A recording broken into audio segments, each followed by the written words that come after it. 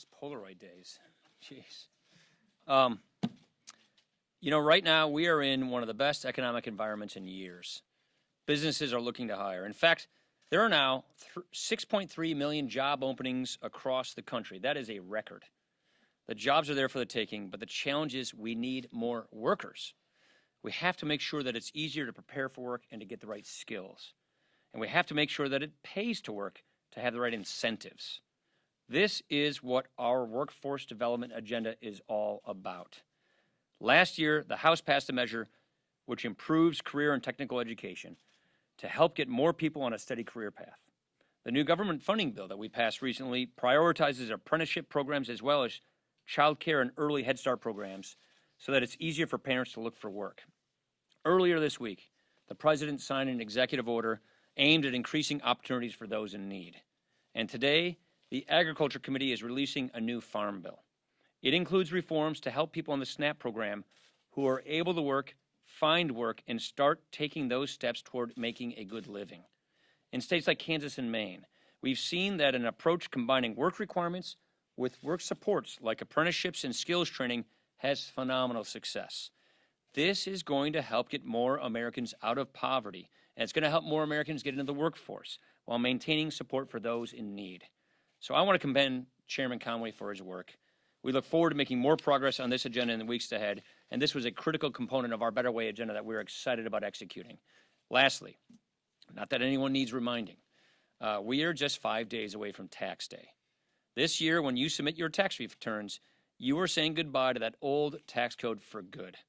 In its place, you will have a new tax code with lower rates, a nearly doubled standard deduction, and an expanded child tax credit. You're saying goodbye to an awful lot of hassle, too, as nearly 9 out of 10 Americans will be able to file their taxes in a simple and straightforward way.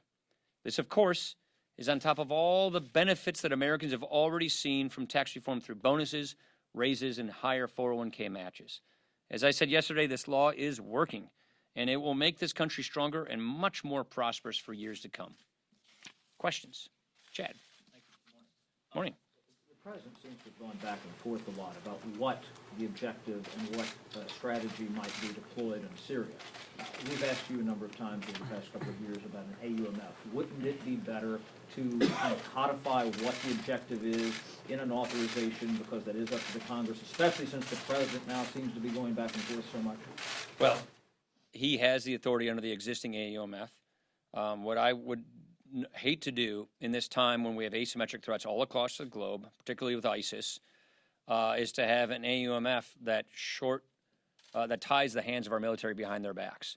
So the last thing I want to see is an AUMF that makes it much more difficult for our military to respond to keep us safe, because they have the authority to do that right now. As to Syria itself, Bashar Assad and his enablers in Tehran and Moscow have committed another mass atrocity on people in Syria.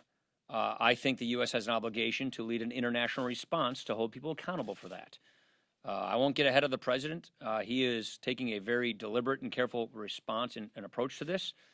We've discussed this, and I don't want to get ahead of what he's going to plan on doing, only to say that I think it's important for us to help lead the international community to making sure that people are held accountable for these mass atrocities. But if I can follow for a second here. I guess you are going to. You said he has the existing authority. He does. AUMF, but I guess my question is why not do a new AUMF? Well, I understand the question. My question is this.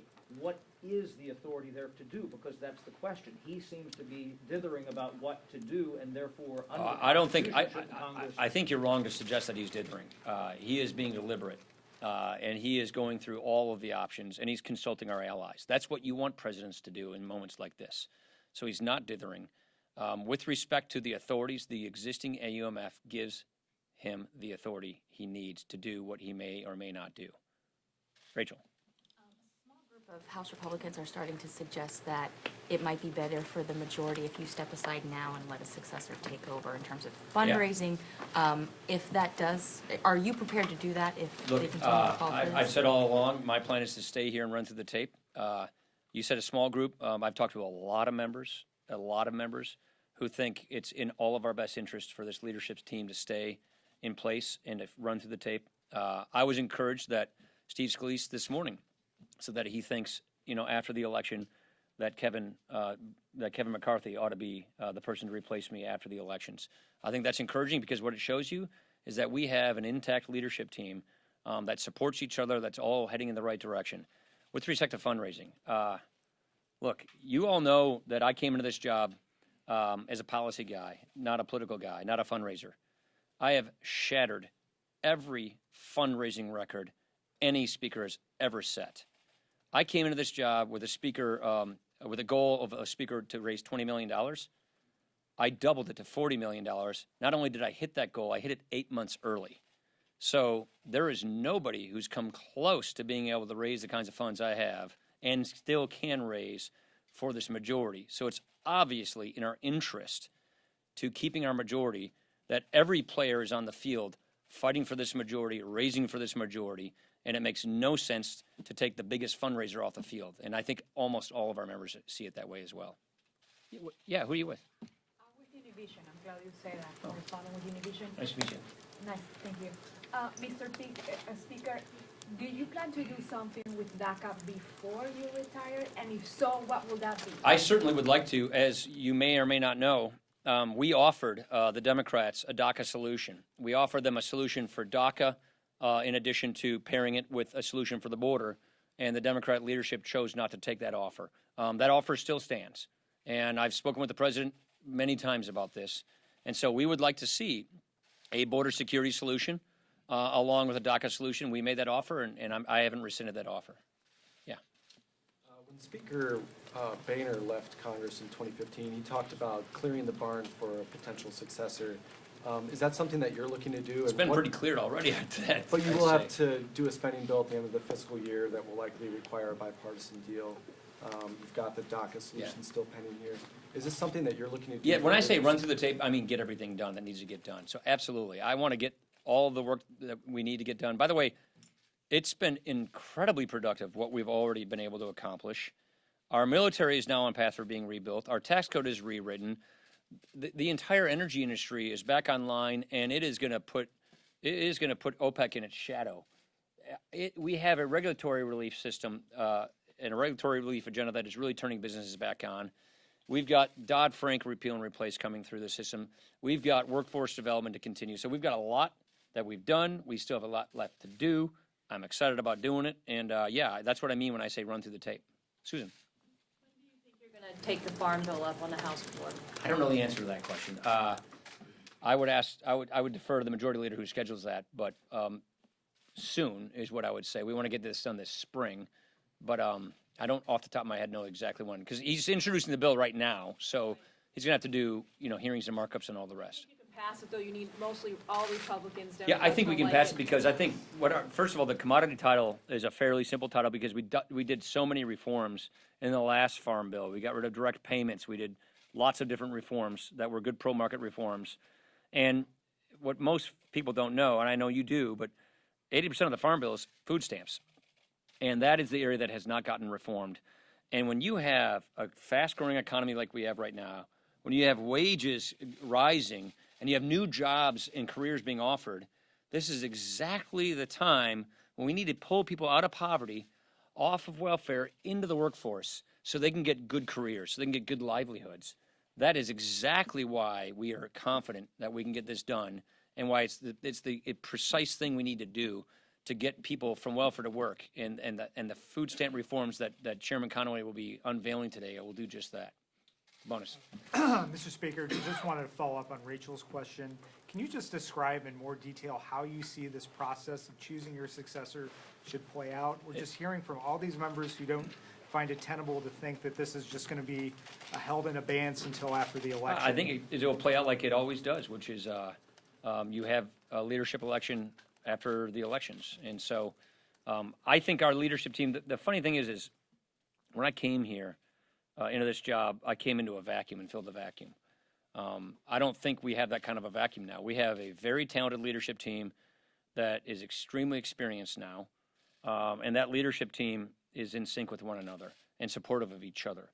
And so I do not see that kind of of a disruptive process like we had when I came into this office. Members who are afraid that 7 months of sort of a shadow campaign is not good for the conference. I don't think we're going to have that.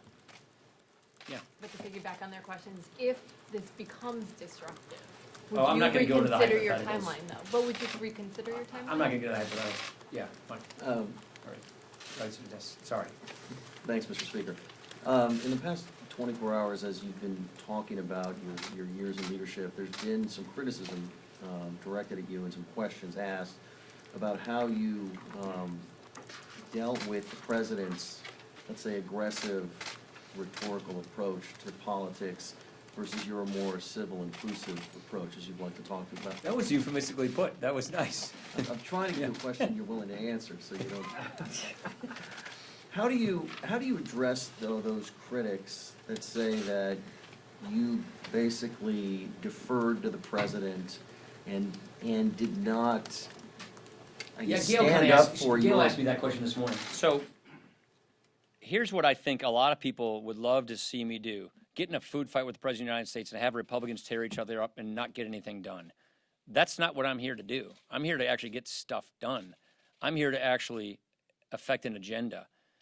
The voters of this country elected Donald Trump president. The voters of this country gave us a House majority and a Senate majority. We have a duty and an obligation to take these majorities and get things done on behalf of the American people. So I'm not concerned about scoring points and ratings on TV. I'm concerned about getting things done to improve people's lives. And so, to that end, I work on making sure that this unified government works in a unified way. You all know that no two people agree on everything. The president and I have had disagreements on plenty of things. What I find is constructive and helpful toward solving this country's problems, moving in the right direction, is to keep the kind of dialogue I have with the president, which is a private, personal dialogue, which is far better by talking to him instead of talking about him on TV. I can get more accomplished for what I think is the right thing to do by having a good relationship and a good dialogue than going out and just scoring points on TV, disrupting unified government and bringing government to a screeching halt. That's the way I see it. Does that mean, though, that there's a recognition that the voters, Republican voters at least, prefer his approach to your approach, which was the traditional approach? I think voters were frustrated after 8 years of malaise. Voters were frustrated after anemic economic growth. Voters were frustrated, and they wanted disruption, and they wanted stuff getting done. That's what we're doing.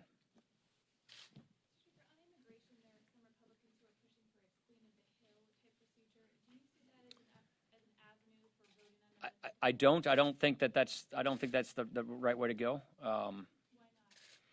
Because I think we want to get legislation done in a way that we have a workable majority. We offered a good faith offer to the Democrats, and I don't want to bring legislation that won't get signed into law. I don't think it makes any sense to bring a bill through or a process through that will produce a bill that will get a presidential veto. I just don't think that that's in anyone's interest. So, Drucker, I think I answered your question. You did, and my follow-up. Yeah, and your follow-up. So, hey, there you have it. So, Christina, I think it's just that simple.